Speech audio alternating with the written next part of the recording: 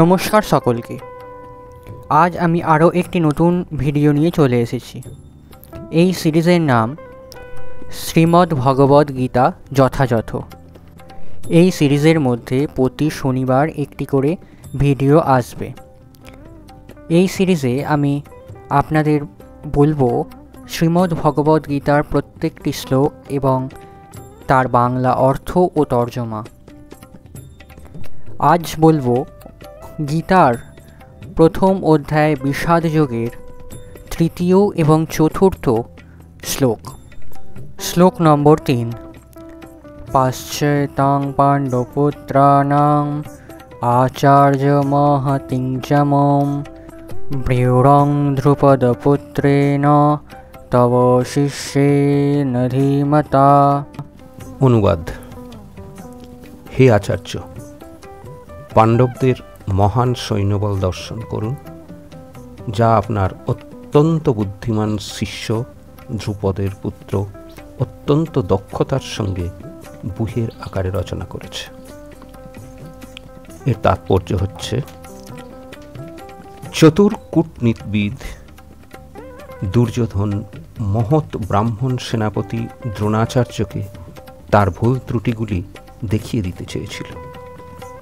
পঞ্চপাণ্ডবের পত্নী দ্রৌপদীর পিতা ধ্রুপদ রাজের সঙ্গে দ্রোণাচার্যের কিছু রাজনৈতিক মনোমালিন্য ছিল। এই মনোমালিন্যের কারণে ধ্রুপদ এক যজ্ঞের অনুষ্ঠান করেন এবং সেই যজ্ঞের ফলে বরপ্রাপ্ত হন যে তিনি দ্রোণাচার্যকে হত্যা করতে সক্ষম এক পুত্র লাভ করবেন। দ্রোণাচার্য এ বিষয়ে সম্পূর্ণভাবে অবগত ছিলেন, কিন্তু ধ্রুপদ তার সেই পুত্র ধৃষ্টদ্যুম্নকে যখন অস্ত্র শিক্ষার জন্য তাঁর কাছে প্রেরণ করেন, তখন উদার ব্রাহ্মণ রূপে দ্রোণাচার্য তাঁকে সব রকমের অস্ত্র শিক্ষা এবং সামরিক কলাকৌশলের গুচ্ছ শিক্ষাসমূহ প্রদান করতে দ্বিধা করেননি। এখন কুরুক্ষেত্রের যুদ্ধক্ষেত্রে ধৃষ্টদ্যুম্ন পাণ্ডবদের পক্ষে যোগদান করে তাঁদের সৈন্যব্যূহ রচনা করেছেন, যে কৌশল তিনি দ্রোণাচার্যের কাছ থেকেই প্রাপ্ত হয়েছিলেন। দ্রোণাচার্যের এই ত্রুটির কথা দুর্যোধন তাকে স্মরণ করিয়ে দিল, যাতে তিনি সতর্কতার সঙ্গে আপোষহীনভাবে যুদ্ধ করেন।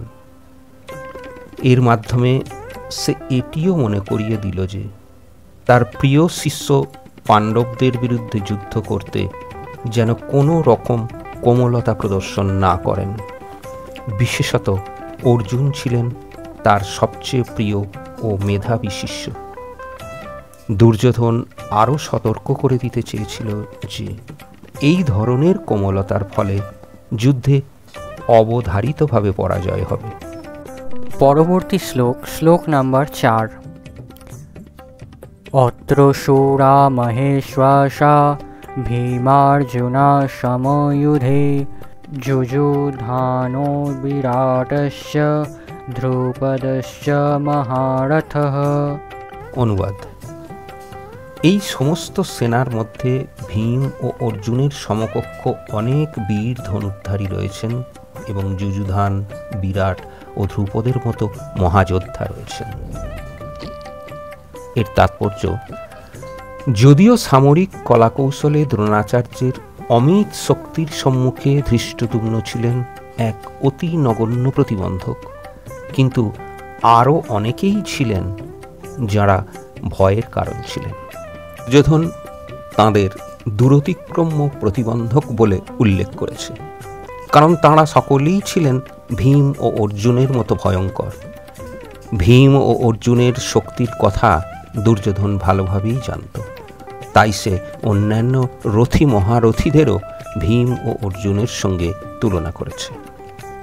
আজকের মতো এতটাই। তৃতীয় এবং চতুর্থ শ্লোকে যদি কোনো জায়গায় কোনো সংশয় থাকে অবশ্যই কমেন্টে জানাবেন। ভিডিওটা কেমন লাগলো সেটা কমেন্ট করতে ভুলবেন না। দেখা হবে পরের শনিবার আরও নতুন একটি ভিডিও নিয়ে। ভিডিওটা ভালো লাগলে চ্যানেলটা সাবস্ক্রাইব করবেন। পাশে থাকা বেল আইকনটি প্রেস করে দেবেন। সেশনটি ভালো লাগলে শেয়ার করবেন। সম্পূর্ণ ভিডিওটি দেখার জন্য অসংখ্য ধন্যবাদ।